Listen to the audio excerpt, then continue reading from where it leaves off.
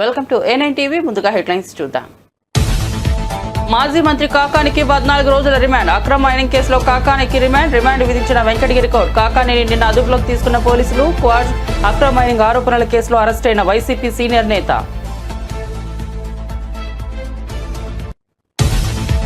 వంశీ చనిపోతే కూటమి ప్రభుత్వం కూలిపోతుందన్న పేర్ని నానిపై కందుల దుర్గేష్ ఫైర్. మనుషుల మరణాలతో రాజకీయ ప్రయోజనాలు ఆశించడం దారుణమన్న దుర్గేష్.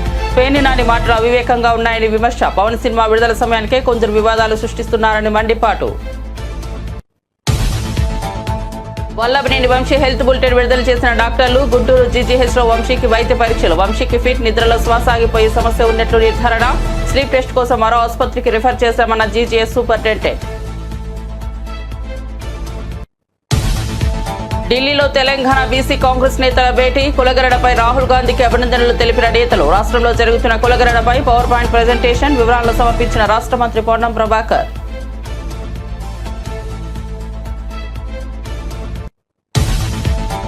కవిత ఎపిసోడ్ పై ఈటెల సంచలన వ్యాఖ్యలు. కేసీఆర్ దృష్టిలో నెగిటివ్ గా పడితే ఇక అంతే. ఎవరైనా టార్గెట్ చేస్తే వారు ఎవరైనా సరే ఎక్కడున్నా సరే వదలరని వెల్లడి. ఎదురు చెప్పే వారిని తన సమీపంలోకి రానియడని వివరణ. 20 ఏళ్లు దగ్గర నుంచి చూసా. కేసీఆర్ స్వభావం తనకు తెలుసన్న ఈటెల.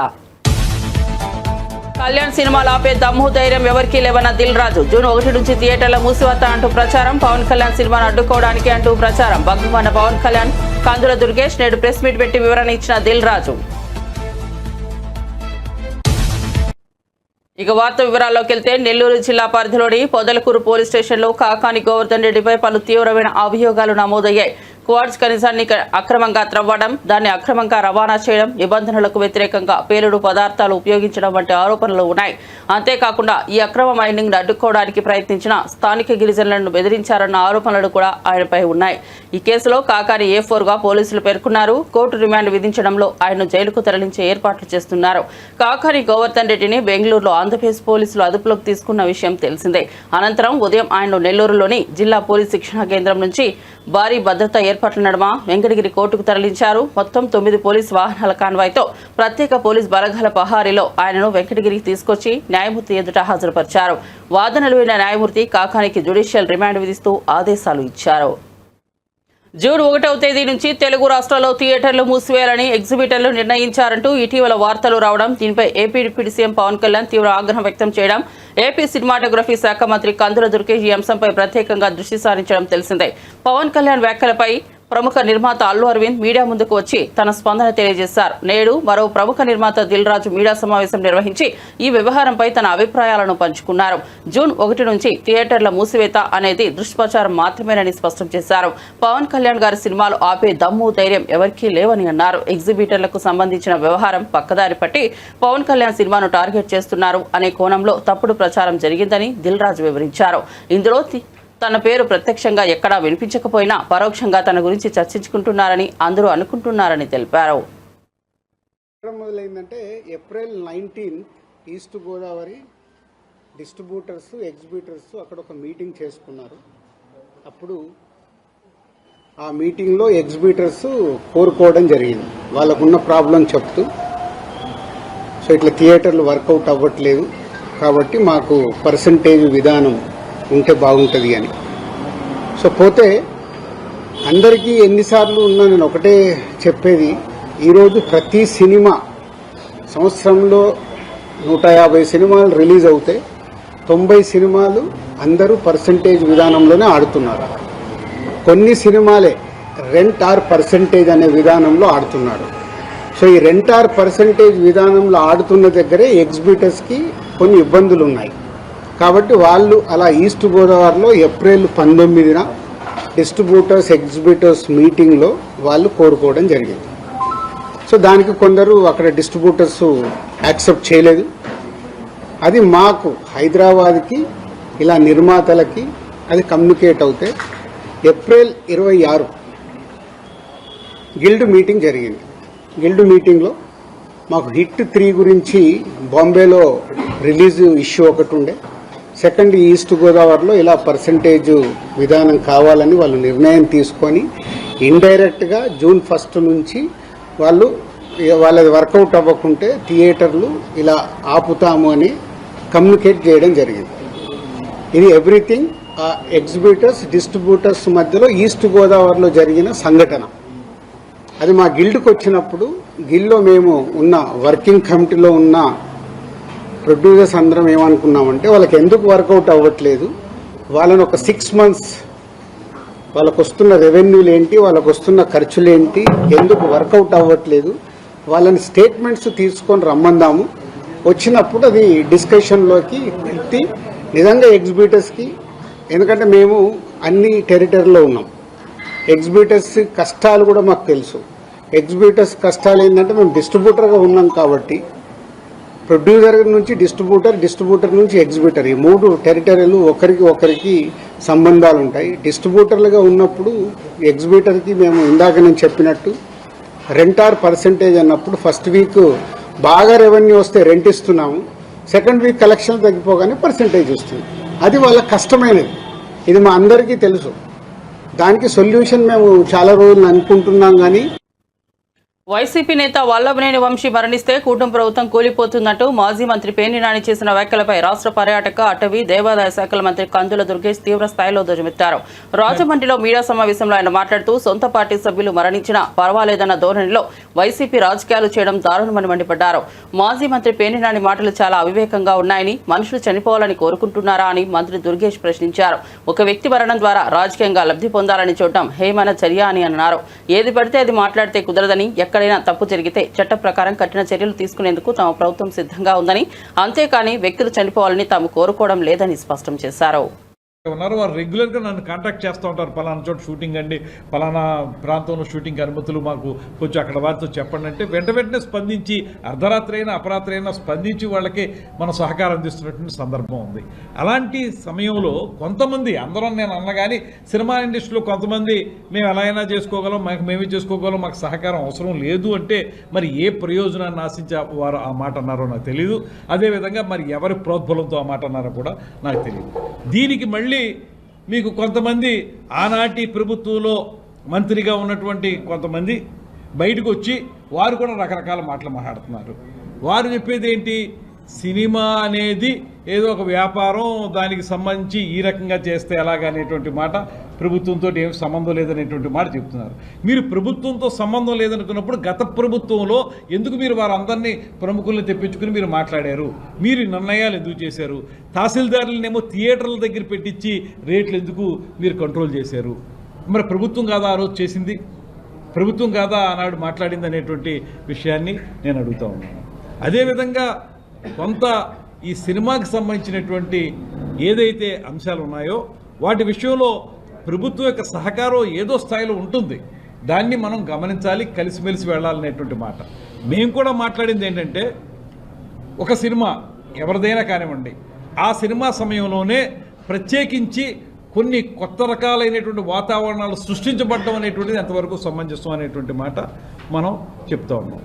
తర్వాత ఆ మాజీ మంత్రి, నేను ప్రత్యేకంగా పేరు చెప్పను, మరి ఆ మాజీ మంత్రి యొక్క ఆలోచన విధానం ఏ రకంగా ఉందో నాకు తెలియదు, కానీ మరి మానవత్వం ఉందో లేదో నాకు తెలియదు. కానీ ఇవాళ ఒక సినిమా, ఒక బాగా హైప్ వచ్చినటువంటి ఒక మంచి సినిమా, లేకపోతే ఒక ఇక్కడ ఉన్నటువంటి మన స్వాతంత్రం కోసం పోరాడినటువంటి ఒక నాయకుడి యొక్క అంశంతో తయారైనటువంటి ఒక సినిమాకి సంబంధించి అది ఫ్లాప్ సినిమా అనేటువంటి మాటని చెప్పాడంటే, ఇవాళ నేను ఒకటే మనవి చేస్తున్నాను, ఒక సినిమా అనగానే నువ్వు మాట్లాడినటువంటి పిచ్చి పిచ్చి ప్రాలాపనలా సినిమా తయారవ్వదు. సినిమా అనేటప్పటికీ దాని వెనక ఎంతోమంది కృషి ఉంటుంది. ఒక 3-4 సంవత్సరాల పాటు వ్యయ ప్రయాసాలు కోర్చి ఆ సినిమాని నిర్మిస్తారు. ఆ సినిమాని నిర్మించినప్పుడు ఆ సినిమాకు సంబంధించినటువంటి నిర్మాత కానీ, ఆ సినిమా మీద ఆధారపడినటువంటి వందలాది మంది కుటుంబాలు కానీ, ఇవన్నీ కూడా ఆ సినిమా హిట్ అయితే 4 రోజులు వాళ్ళకి భోజనం వెళ్తారు. నకిలీ ఇళ్ల పట్టాల కేసుకు సంబంధించి పోలీసుల అదుపులో ఉన్న గన్నవరం మాజీ శాసనసభ్యులు వైసీపీ నేత వల్లభనేని వంశీ ఆరోగ్యం మరోమారు క్షీణించింది. దీంతో పోలీసులు ఆయన్ను మెరుగైన వైద్యం కోసం గుంటూరు ప్రభుత్వ ఆసుపత్రికి తరలించి చికిత్స చేయించారు.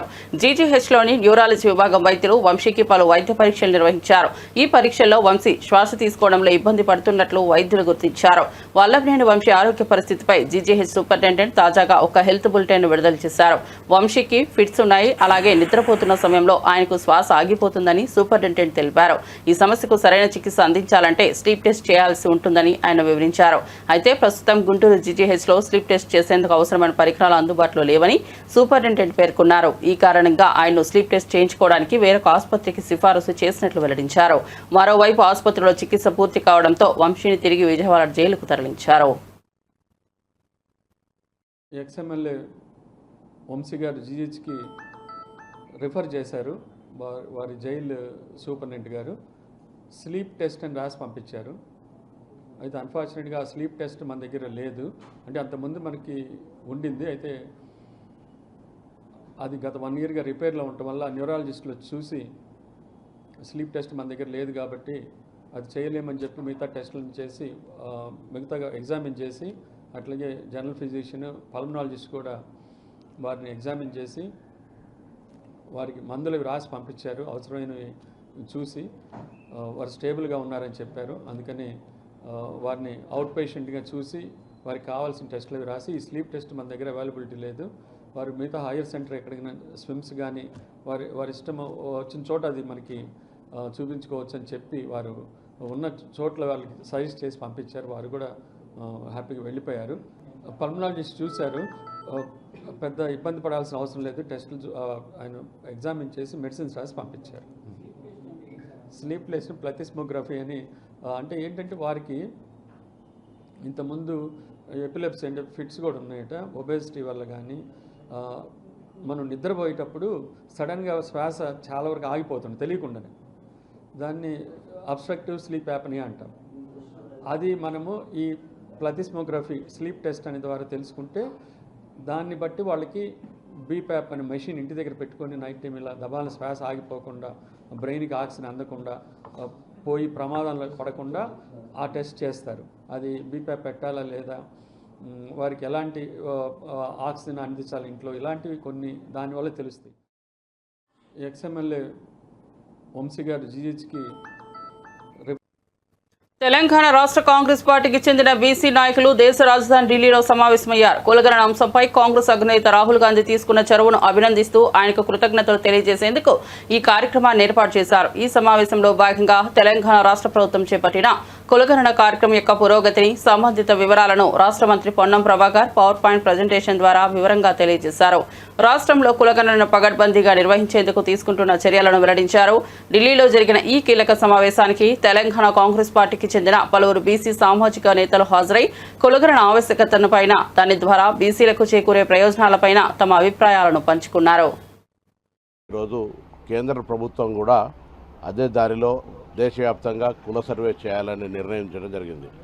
దానికి అనుబంధంగా దేశవ్యాప్తంగా ఉన్నటువంటి బలహీన వర్గాలకు సంబంధించిన కాంగ్రెస్ పార్టీ నాయకులను ఈరోజు ఇక్కడికి పిలిచి భవిష్యత్ కార్యాచరణ అన్ని రకాల ప్రభుత్వాలు రాష్ట్రాల్లో చేయడము, దేశంలో కూడా చేస్తూ బలహీన వర్గాలకు సంబంధించినటువంటి న్యాయం జరగాలి, జితన ఆబాది ఉతన ఇచ్చేదారి అనేటువంటి రాహుల్ గాంధీ గారి భారత్ జోడో యాత్ర నినాదం త్వరలో అమలు కాబోతా ఉన్నది. సంతోషం. తెలంగాణ రాష్ట్ర బలహీన వర్గాల శాఖ మంత్రిగా ఈ కుల సర్వే జరిగే సందర్భంలో శాసనసభలో బిల్లు పెట్టే సందర్భంలో గౌరవ ముఖ్యమంత్రి గారు, ఉప ముఖ్యమంత్రి గారు, సబ్ కమిటీ చైర్మన్ గారు, గౌరవ సహచర మంత్రులు, పిసిసి అధ్యక్షులు అందరూ కూడా యావత్ తెలంగాణ ప్రజలు అన్ని ప్రతిపక్షాలు కూడా సహకరించినాయి. కొంతమంది వ్యక్తిగతంగా సహకరించకపోయినా ఈరోజు ఈ గొప్ప కార్యక్రమం తెలంగాణ దేశానికి ఆదర్శవంతం. ఇది ఎవరికి వ్యతిరేకం కాదు. బలహీన వర్గాలు వెనుకబడి ఏదైతే వాళ్ళకి అవకాశం దొరకలేదో ఆ అవకాశం తద్వారా ఈ యొక్క మార్పులు చేర్పుల ద్వారా భవిష్యత్తులో వారు కూడా ఈ ప్రజాస్వామిక వేదికలో భాగస్వాములు అవుతారని ఆకాంక్షలు తెలియజేస్తాను. తప్పకుండా ఇది role model for Telangana to entire country. ఈరోజు చేసిన దానికి సంబంధించిన ఒక ప్రత్యేకమైన పుస్తకము, దానికి సంబంధించినటువంటి విధానం కూడా తీసుకొచ్చి ప్రభుత్వానికి ఇస్తా ఉన్నాం. ఏ విధంగా మేము జరిపినటువంటి ప్రక్రియ 0 to 4th February 2024 రోజు ఏ విధంగా అయితే మేము శాసనసభ క్యాబినెట్, దాని తర్వాత శాసనసభలు పెట్టిన నుంచి మళ్ళీ 4th February 2025 దాకా ఎట్లయితే ప్రక్రియ జరిగింది, దాని తర్వాత మొన్న మళ్ళీ రాష్ట్రపతికి గవర్నర్ గారు ఏ విధంగా పంపినారు, ఇవన్నీ కూడా ప్రక్రియ తీసుకొని వివరిస్తూ దేశవ్యాప్తంగా అట్లా జరగాలని కోరుకుంటాను. ఓబీసీకి సంబంధించినటువంటి డిక్లరేషన్ సంబంధించిన అంశంలో మరి తెలంగాణ నుంచి కాంగ్రెస్ పార్టీ నేతలు, పిసిసి అధ్యక్షుడు మహేష్ కుమార్ గౌడ్ గారు, రాష్ట్రానికి సంబంధించిన బీసీ మంత్రులు పొన్నం ప్రభాకర్ గారు, కొండా సురేఖ గారు, మేమందరం కూడా సుమారు 20 మంది వరకు ఓ ప్రతినిధి బృందంగా ఈ సదస్సుకు రావడం జరిగింది. రాహుల్ గాంధీ గారి ఆలోచన ఈ దేశంలో ఇంకా వివక్ష కొనసాగుతూ ఉంది, అసమానతలు జరుగుతూ ఉన్నాయి. దీని అంతటికీ బీసీ కులగణన ఒకటి చేసుకొని అందరినీ కూడా మనం గౌరవించుకునే సందర్భంలో వారు ఇచ్చినటువంటి పిలుపు మేరకు ఈరోజు దేశానికి రోల్ మోడల్ అయింది తెలంగాణ. గౌరవ ముఖ్యమంత్రి శ్రీ రేవంత్ రెడ్డి గారు అసెంబ్లీలో 42% బిల్లునిచ్చేటువంటి క్రమంలో కులగణన జరిపినప్పుడు 56.36% తేలిన తర్వాత ఓ శాస్త్రీయ పద్ధతిలో కులగణన జరిపి అంటే ఎక్స్రే లాగా కులగణన చేయాలని చెప్పని రాహుల్ గాంధీ గారు ఇచ్చినటువంటి సూచన, వారు భారత్ జోడోలో పాదయాత్ర చేసినటువంటి ఆలోచనకు అనుగుణంగా రేవంత్ రెడ్డి గారు గౌరవ ముఖ్యమంత్రి హోదాలో మరి కులగణన చేపడితే 56.36% ఉందని తేలింది. అంతవరకు అసలు లెక్కే లేదు, బీసీ లేదు. లెక్క తేలిన తర్వాత రాష్ట్ర శాసనసభలో బీసీ సంక్షేమ శాఖ మంత్రి పొన్నం ప్రభాకర్ గారు 42% రాజకీయ ఉద్యోగ విద్యలో కూడా అందివ్వాలని చెప్పని బిల్లు ప్రవేశపెట్టడం, ఆ బిల్లును బలపరిచే అవకాశం ఒక బీసీ బిడ్డగా శాసనసభ్యుడిగా నాకు అవకాశం కలపడం ఈ జన్మలో అంటే బలహీన వర్గాలకు సంబంధించిన ఒక సువర్ణ అక్షరాలతో లిఖింపబడేటువంటి బీసీ బిల్లును ఈరోజు రాష్ట్ర శాసనసభ రేవంత్ రెడ్డి గారి నాయకత్వంలో మరి ఆమోదింప చేసుకొని దాన్ని ఢిల్లీకి పంపడం. ఈరోజు బీసీ కులగణన జరగాలని చెప్పినటువంటి రాహుల్ గాంధీ గారి డిమాండ్ తెలంగాణ రోల్ మోడల్ కాబట్టి రాష్ట్ర శాసనసభలో బిల్లును ఆమోదింపజేసి ఢిల్లీ ప్రభుత్వానికి పంపిన తర్వాత ఈరోజు ఢిల్లీ బీజేపీ ప్రభుత్వం కూడా దిగివచ్చి దేశవ్యాప్తంగా కులగణన కూడా చేసి తీర్థమని చెప్పినటువంటి క్యాబినెట్ ఆమోదం పొందడం ఇతరత్ర ముందుకు అడుగులు పడుతున్న క్రమంలో ఈరోజు ఇక్కడ మమ్మల్ని కూడా ఆహ్వానించిన క్రమంలో దేశవ్యాప్తంగా కూడా జనాభా లెక్కలతో పాటు కులగణన కూడా జరగాలని చెప్పి డిమాండ్కి అనుగుణంగా భారతీయ జనతా పార్టీ దిగివచ్చిన మేము భావిస్తున్నాం. జంతర్ మంతర్లు జరిపిన ధర్నాలు కూడా బీజేపీకి అల్టిమేట్ ఇవ్వడం జరిగింది. గౌరవ ముఖ్యమంత్రి రేవంత్ రెడ్డి స్వయంగా ముఖ్యమంత్రి హోదాలో ఉన్నటువంటి గౌరవనీయులు రేవంత్ రెడ్డి గారు కూడా జంతర్ మంతర్లు కూర్చున్న తర్వాత ఆ వేడి సెగలు భారతీయ జనతా పార్టీకి తగిలి రాహుల్ గాంధీ గారు ఇచ్చిన డిమాండ్ కూడా ఏ రాష్ట్రానికి వెళ్ళిన వారు మాట్లాడుతూ తీరు కూడా చూసి తప్పదని చెప్పి భారతీయ జనతా పార్టీ కూడా కులగణనకు వచ్చిన సందర్భంలో స్వాగతిస్తూ ఈరోజు ఇక్కడ జరిగేటువంటి బీసీ సదస్సులో తెలంగాణలో జరిగినటువంటి కులగణన తీరుతెన్నులు చెప్పేటువంటి కార్యక్రమం చేస్తాం. భారత్ జోడో యాత్రలో భాగంగా మా నాయకులు రాహుల్ గాంధీ గారు తీసుకున్న కుల సర్వే నినాదం ఇలా వాస్తవంగా మారింది. దానికి దిక్సూచి తెలంగాణ. రాహుల్ గాంధీ ఆశయ సిద్ధి కోసము తెలంగాణ ముఖ్యమంత్రి రేవంత్ రెడ్డి గారు తీసుకొచ్చి సఫలం చేసిన కుల సర్వే, దాంతోపాటు 42% ఓబీసీలకు రిజర్వేషన్ అనేవి ఇలా యావత్ దేశానికి దిక్సూచిగా మారినాయి, మార్గదర్శిగా మారినాయి. దాంట్లో భాగంగానే ఇలా ప్రధానమంత్రి గారు మోడీ గారు ఒక మెట్టు దిగి దేశవ్యాప్తంగా కుల సర్వే చేయాలని నిర్ణయించడం అనేది ఇది నైతికంగా రాహుల్ గాంధీ గారి యొక్క విజయం. అందుకే వాళ్ళ దేశవ్యాప్తంగా ఉన్నటువంటి ఓబీసీ నాయకులు, మాజీ ముఖ్యమంత్రులు, మాజీ సీఎల్పీ నాయకులు, మాజీ పీసీ అధ్యక్షులు, ప్రస్తుత పీసీ అధ్యక్షులు అందరూ కూడా రాహుల్ గాంధీ గారికి ధన్యవాదాలు తెలిపే కార్యక్రమంలో భాగంగా ఇవాళ ఇండియా ఇంటర్నేషనల్ సెంటర్లో మేము సమావేశం అవుతా ఉన్నాం. కుల సర్వే దేశవ్యాప్తంగా జరగాలి. మోడీ గారు ఇది ప్రకటించడమే కాదు, తక్షణమే ఆచరణలోకి తీసుకురావాలి. కుల సర్వే దేశవ్యాప్తంగా తెలంగాణ మోడల్గా జరగాలి. తెలంగాణలో ఏ రకంగా అయితే కుల సర్వే జరిపి దేశానికి ఒక దిక్సూచిగా మారినామో అదే తెలంగాణ మోడల్ని అనుకరించి యావత్ దేశవ్యాప్తంగా మోడీ గారు కుల సర్వే చేయాల్సిందిగా డిమాండ్ చేయడానికి ఇది ఒక సమావేశం. ముఖ్యంగా మా నాయకులు రాహుల్ గాంధీ గారికి కృతజ్ఞతా భావంతో ధన్యవాదాలు చేరడానికి ఈ సమావేశం ఏర్పాటు చేశాం. ఇలాంటి సమావేశాలు భవిష్యత్తులో ప్రతి రాష్ట్రంలోనూ జరుగుతాయి. రాజన్న సిరిసిల్ల జిల్లా కేంద్రంలో ఉద్రిక్త పరిస్థితులు నెలకొన్నాయి. ఎమ్మెల్యే కేటీఆర్ క్యాంపు కార్యాలయం వద్ద కాంగ్రెస్ బీఆర్ఎస్ శ్రేణుల మధ్య ఘర్షణ చోటు చేసుకుంది. ముఖ్యమంత్రి రేవంత్ రెడ్డి చిత్రపటాన్ని కార్యాలయంలో ఏర్పాటు చేసేందుకు కాంగ్రెస్ పార్టీ నాయకులు ప్రయత్నించడంతో ఈ వాదం తలెత్తింది. ప్రోటోకాల్ ప్రకారం ఎమ్మెల్యే క్యాంపు కార్యాలయంలో ముఖ్యమంత్రి చిత్రపటం ఉండాలని డిమాండ్ చేస్తూ కాంగ్రెస్ నాయకులు కేటీఆర్ కార్యాలయానికి చేరుకున్నారు. అక్కడ ముఖ్యమంత్రి రేవంత్ రెడ్డి చిత్రపటాన్ని ఉంచేందుకు వారు ప్రయత్నించగా బీఆర్ఎస్ నాయకులు కార్యకర్తలు తీవ్రంగా వ్యతిరేకించారు. చిత్రపటం పెట్టకుండా వారిని అడ్డుకున్నారు. ఈ క్రమంలో ఇరు పార్టీల నాయకుల కార్యకర్తల మధ్య మాటా పెరిగి తీవ్ర వాగ్వాదానికి దారితీసింది. అది కాస్త తోపులాటకు దారితీసింది. ఈ గందరగోళంతో ముఖ్యమంత్రి రేవంత్ రెడ్డి చిత్రపటం ధ్వంసమైంది. దీంతో కాంగ్రెస్ నాయకులు ఆగ్రహం వ్యక్తం చేశారు. పరిస్థితి ఉద్రిక్తంగా మారడంతో అక్కడే ఉన్న పోలీసులు జోక్యం చేసుకున్నారు. ఇరు వర్గాలను చెదరగొట్టేందుకు లాఠీచార్జ్ చేయవలసి వచ్చింది. ఈ తోపులాట ఘర్షణలో సిరిసిల్ల పట్టణ సిఐ కృష్ణ చేతి వేలికి గాయమైంది. పోలీసులు ఇరు వర్గాలను అక్కడి నుంచి పంపించి పరిస్థితిని అదుపులోకి తీసుకొచ్చారు.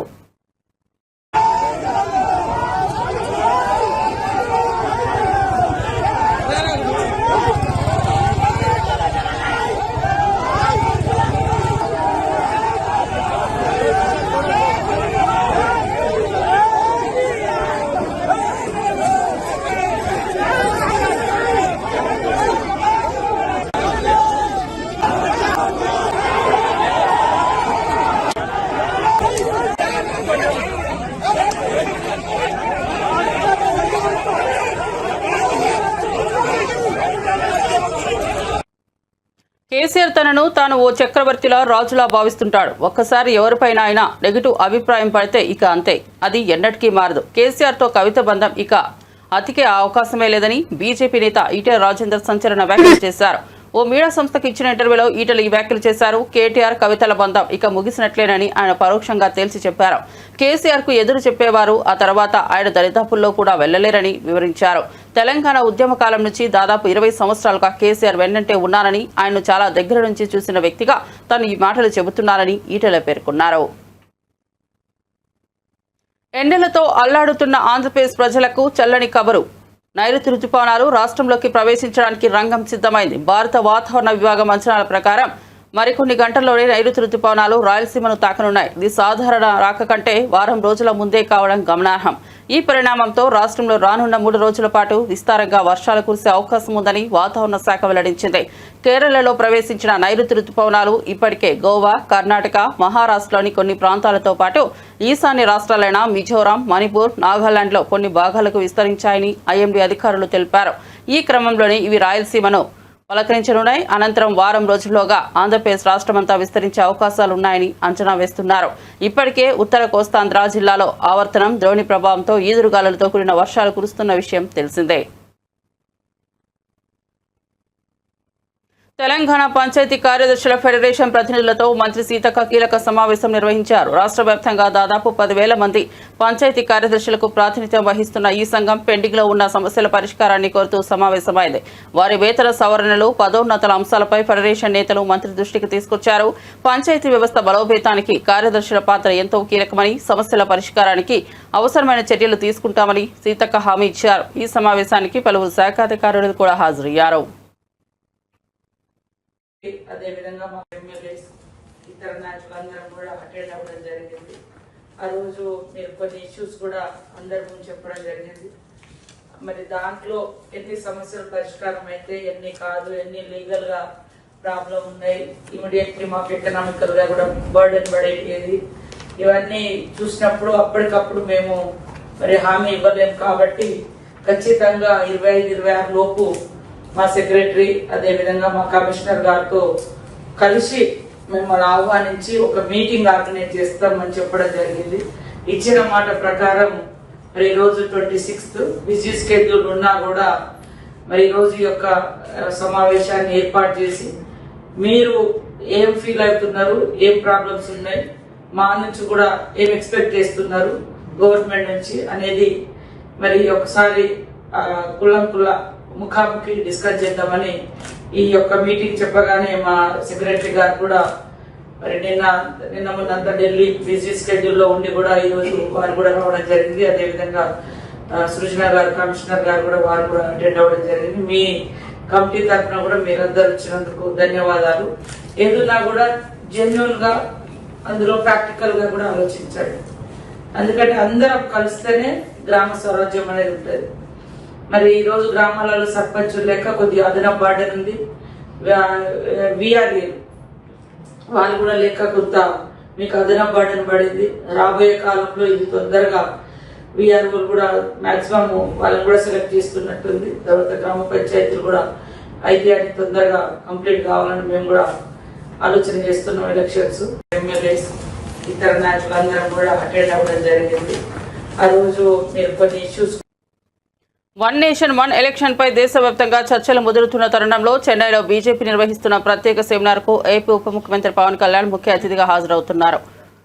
ఇప్పటికే ఎన్డీఏ భాగస్వామిగా పవన్ ఈ అభ్యంతరం లేని మద్దతును ప్రకటించారు. తమిళనాడు డీఎంకే వేదికపై తీవ్ర వ్యతిరేకత తెలిపిన సమయంలో అదే గడ్డపై పవన్ మద్దతు పలుకుతున్నట్లు అంచనా. చెన్నైలో బీజేపీ నేతలు పవన్ కు ఘనంగా స్వాగతం పలికారు. ఈ సెమినార్ ద్వారా పవన్ చేసిన వ్యాఖ్యలు దక్షిణాది రాష్ట్రాల్లో ఈ డిబేట్ ను మరింత వేడెక్కించే అవకాశం ఉందని రాజకీయ వర్గాలు భావిస్తున్నాయి.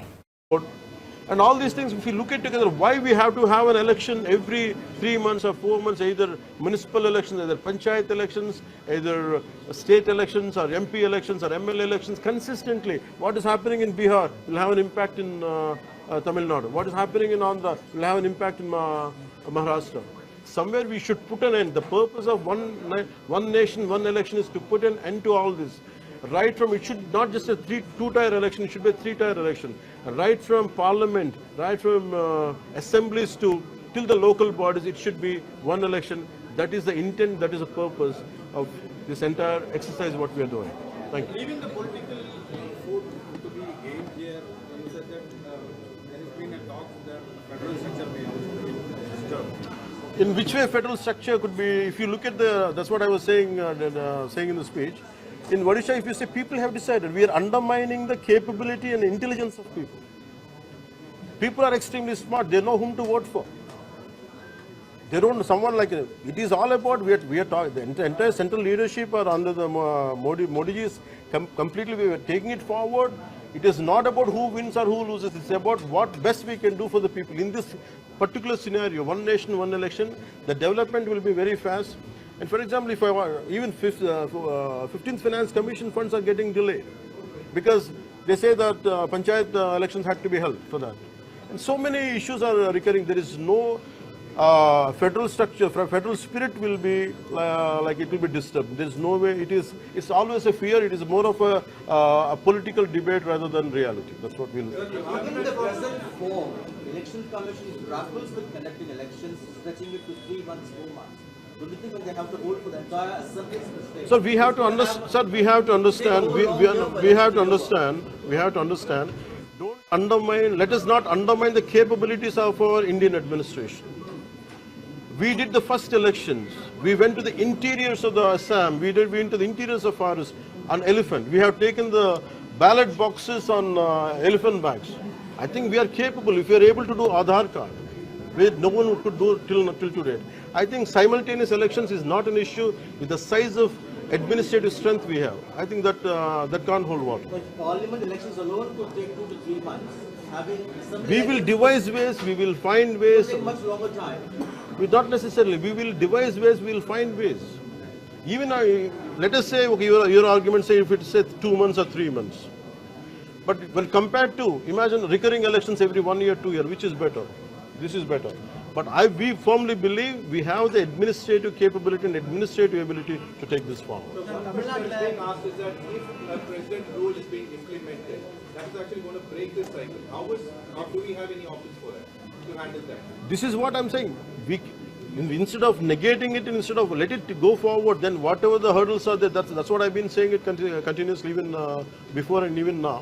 I think we can negate, we can discuss. Let us have a discussion about it without even negating it. Let us agree and we can go forward and we'll see how it can unfold, because no one is going to violate the constitution in this country. It will take, maybe we have some issues, we can sit and discuss and we can solve it. But if you don't give a dialogue, if you don't give a space for dialogue, the issue is going to crop up.